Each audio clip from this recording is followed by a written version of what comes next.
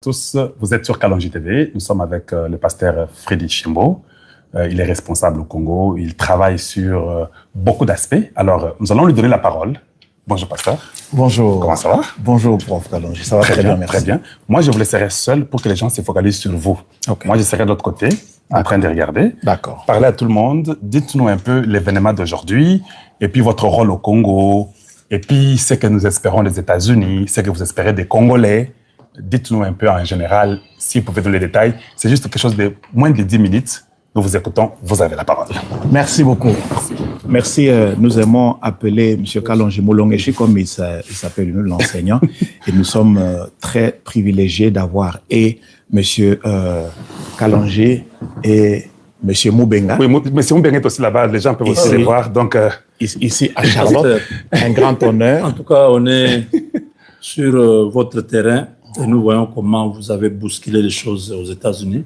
Et nous sommes venus voir ça de nos propres yeux et nous serons derrière la caméra pour poser quelques questions. Merci beaucoup. En tout cas, sentez-vous à l'aise. Merci beaucoup. En fait, ce qui s'est passé aujourd'hui à Charlotte aux États-Unis, c'est quoi? C'est une mobilisation, une conscientisation. Nous savons que depuis un peu plus d'un mois, un accord a été signé entre la RDC et les États-Unis d'Amérique. Un accord, un partenariat stratégique, un accord de coopération. Alors, cet accord a fait l'objet de beaucoup de négociations. Il y a des équipes attitrées de part et d'autre qui ont travaillé, qui ont négocié dans le plus grand secret, dans la discrétion. Nous n'allons pas aller dans le cœur de ce qu'ils se sont dit, parce que ce n'est pas ça l'objectif. Mais en fin de compte, notre président, son Excellence Félix Antoine Tshisekedi Tshilombo, est venu aux États-Unis et a signé devant le président Trump cet accord historique. Du moment que notre président s'y implique, du moment que notre président s'y met, ça doit devenir l'affaire de tout Congolais. Et même si je peux un peu mieux dire, ça doit devenir l'affaire de tout Congolais vivant aux États-Unis, parce que cet accord est signé avec les Américains. Et donc, il est important que la diaspora congolaise s'approprie cet accord. Il est important que la diaspora congolaise, qui vit avec ces Américains, qui travaille avec ces Américains, qui fréquente les mêmes clubs que ces Américains, qui fréquente les mêmes églises que ces Américains, il est important que la diaspora congolaise fasse de ces accords un débat de société, qu'on en parle. Il ne faut pas que ce soit un travail entre l'élite congolaise et l'élite américaine, des gens qui se retrouvent dans un bureau à Washington, ils parlent et il n'y a pas une adhésion populaire. Le commun du mortel ne comprend pas ce que c'est. Alors qu'ici, il s'agit tout simplement d'un vœu ou d'un désir, une volonté inébranlable du chef de l'État qui a dit qu'il est important, il est temps que le Congo se développe avec ses ressources naturelles. Qu'il est temps que le Congo, que les ressources naturelles qui pendant longtemps ont été pour nous une malédiction, parce que ça nous a attiré des guerres où plusieurs personnes sont mortes, que ces ressources naturelles deviennent en fait une bénédiction. Que par ces ressources naturelles, nous puissions développer des projets structurants, des projets intégrateurs, que nous puissions contribuer, que nous puissions développer des partenariats qui puissent contribuer à la reconstruction de notre pays. Voilà. Et donc, nous avons des accords stratégiques sur l'exploitation minière qui passent plutôt d'une activité d'exportation vers une activité plutôt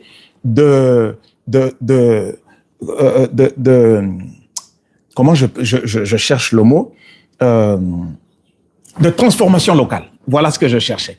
Donc, qu'est-ce qu'on faisait? Avant, on allait tout simplement creuser et on va laisser des trous béants au Congo.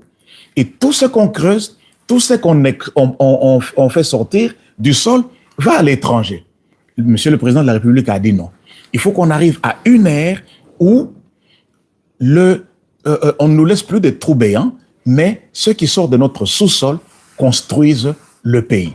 Et donc, on va dans une logique de transformation locale, on va dans une logique d'échange stratégique basée sur le respect de notre souveraineté, au lieu que ces ressources naturelles continuent à traverser les frontières impunément, sans aucune trace, on va dans une logique de traçabilité, on va dans une logique de valeur ajoutée, donc, comme je dis, donc la transformation locale, mais c'est le développement de toute une communauté, en fait. Parce que ça va, un, créer des emplois, et deux, garantir des emplois mieux payants. Qu'est-ce que nous voyons aujourd'hui? Avec des salaires de misère. Aujourd'hui, on nous traite, on dit, voilà, on fait travailler les femmes enceintes, on fait travailler les enfants. Mais qu'est-ce qui se passe? Lorsque on est en train de creuser à côté et qu'une famille n'a pas de moyens de subsistance, qu'est-ce qu'ils font? Ils vont la glaner. C'est un peu comme ce qui se passait dans la Bible. On glanait, c'est comme ça qu'Ruth est allé glaner chez Boaz.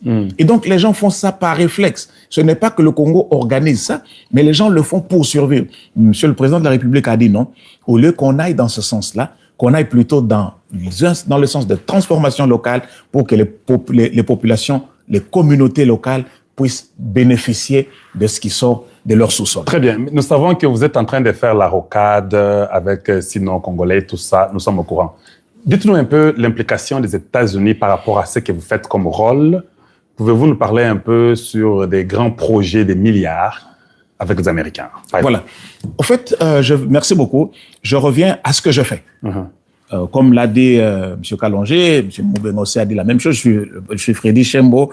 Je suis le directeur général de l'APCC. L'APCC, c'est l'agence de pilotage, de coordination et de suivi des conventions de collaboration. Les conventions de collaboration, c'est quoi? Les conventions de collaboration, ce sont les partenariats publics-privés qui dépassent un investissement d'1 milliard de dollars et qui ont trait à deux domaines créateurs de richesse, le domaine des infrastructures de base et le domaine des ressources naturelles. Et donc, c'est une convention, c'est un régime qui est consacré par la loi 14/005 du 11 février 2014 qui porte régime de change, etc. et qui consacre ce régime pour encourager des grands partenariats, des gros investissements en leur donnant beaucoup d'avantages fiscaux. Mais d'où est venue l'idée de cette loi?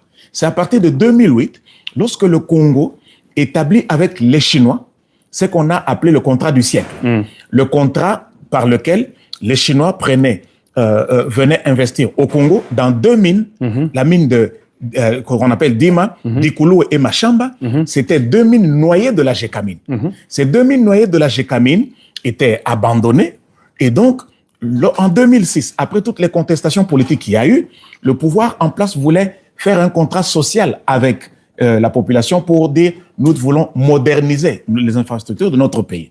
Et c'est comme ça qu'ils ont envoyé des émissaires à travers le monde et personne n'a mordu. Les Chinois ont accepté de venir dans ces deux mines noyées de Dikulu et Machamba pour investir et donc on leur a pas donné, mon ami, à contribution les réserves de 10 millions de tonnes de cuivre qui étaient je peux dire certifiées, qui étaient certaines. Alors maintenant, ce partenariat faisait que les Chinois et le Congo investissent dans une joint venture qui s'appelle Sicomine. Et maintenant, la Sicomine sert maintenant de plateforme financière pour financer les infrastructures du pays. Et c'est ça la seule convention active.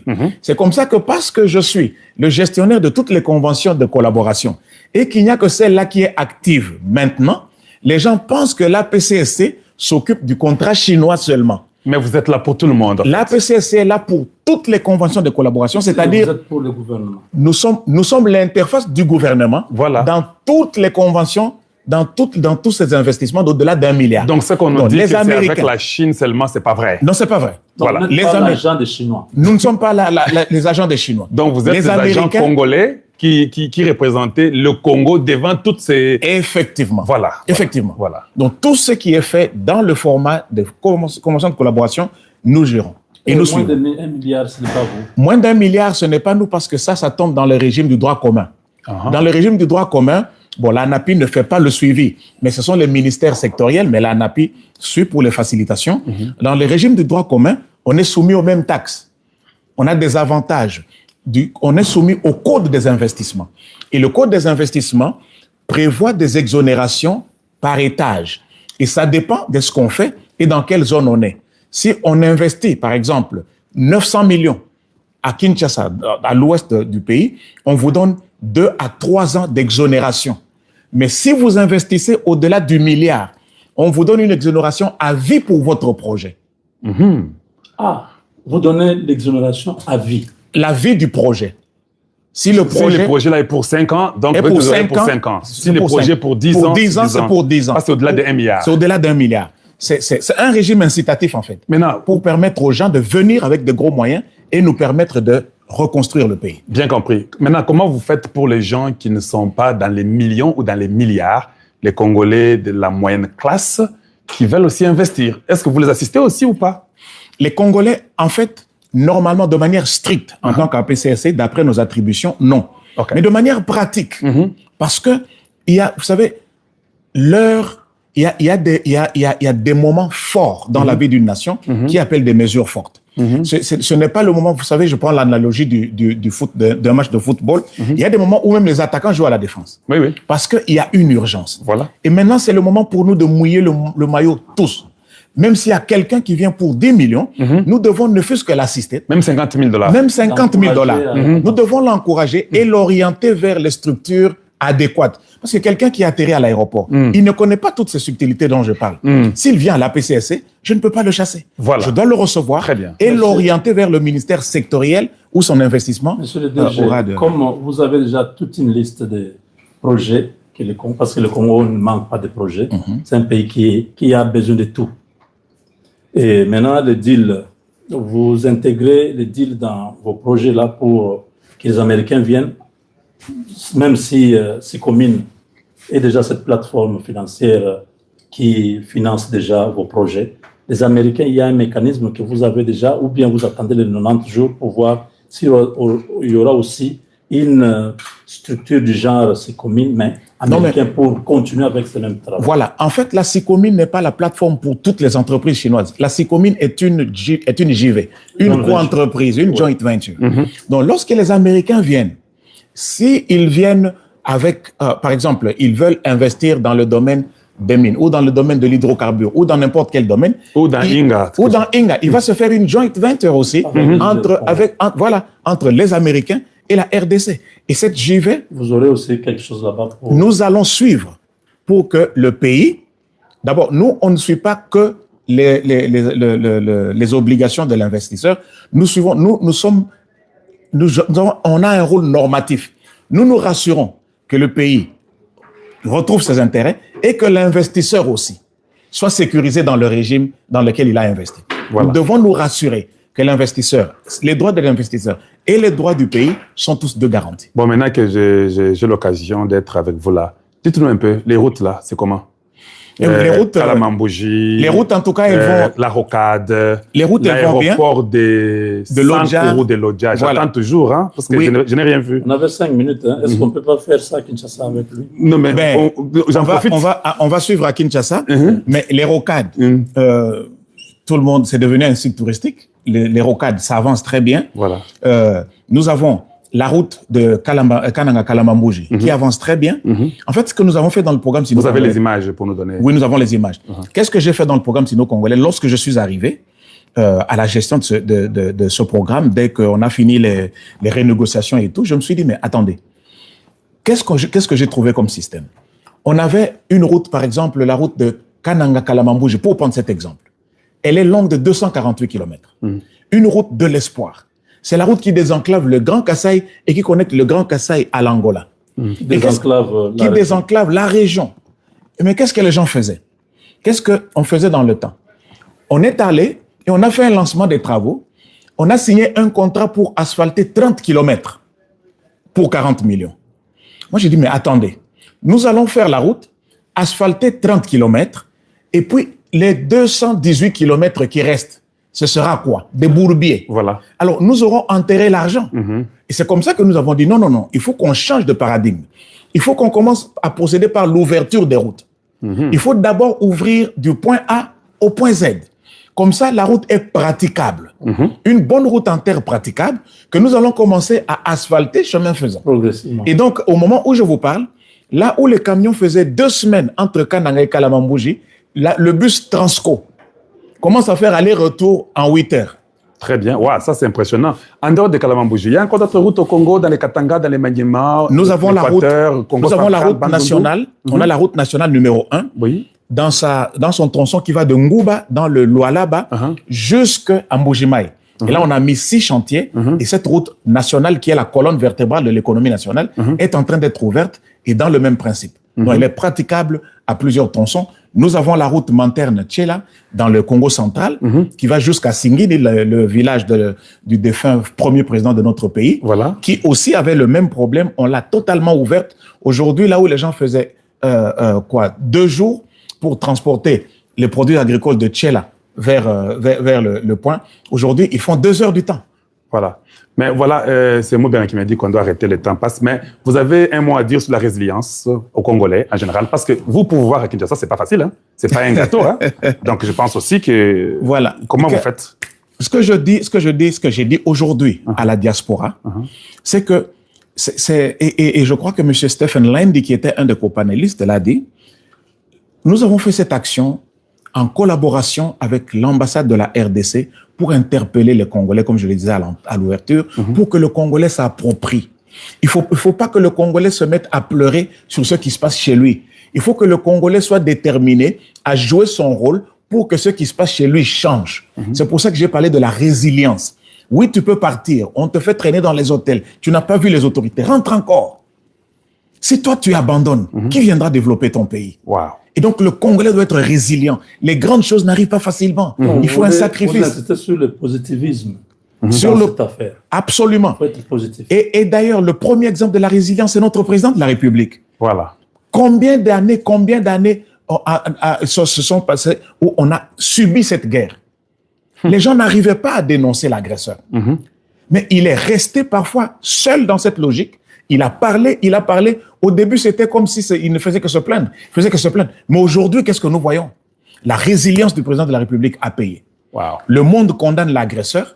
On le désigne de nom, chose qui n'a pas été faite pendant plusieurs années. Et aujourd'hui, en plus de condamner l'agresseur et de consacrer l'intégrité, le principe d'intégrité territoriale de notre pays, on vient en partenariat avec nous. Les États-Unis ne sont jamais venus aussi ouvertement et lourdement vers le Congo depuis le temps de la construction du barrage Inga. Ce sont des signes de très bon augure, et je suis très sûr, et j'invite encore tous les Congolais à imiter l'exemple du premier citoyen, la résilience. C'est avec ça que nous allons décourager celui qui essaie de nous décourager. En tout cas, vous avez été clair, je crois que tout le monde a vu. Et mes chers frères, vous tous qui suivez Kalonji TV ou bien les Congo est à nous sommes arrivés à la fin de cette petite émission. Jean-Claude, on est là, nous sommes des cascadeurs. Nous étions à Kinshasa, mais nous sommes déjà ici, nous sommes à Charlotte. Ça ne sera pas la dernière fois. Ils vont encore aller partout, à Dallas, partout, peut-être la Californie, ou bien Chicago, ou bien Denver, chez moi. Mais nous sommes très contents. Merci pour avoir été aussi si ouvert avec nous. Merci beaucoup. De nous accueillir et d'accepter qu'on pose question. On va le suivre à Kinshasa. Merci beaucoup. Je vous attendais à Kinshasa.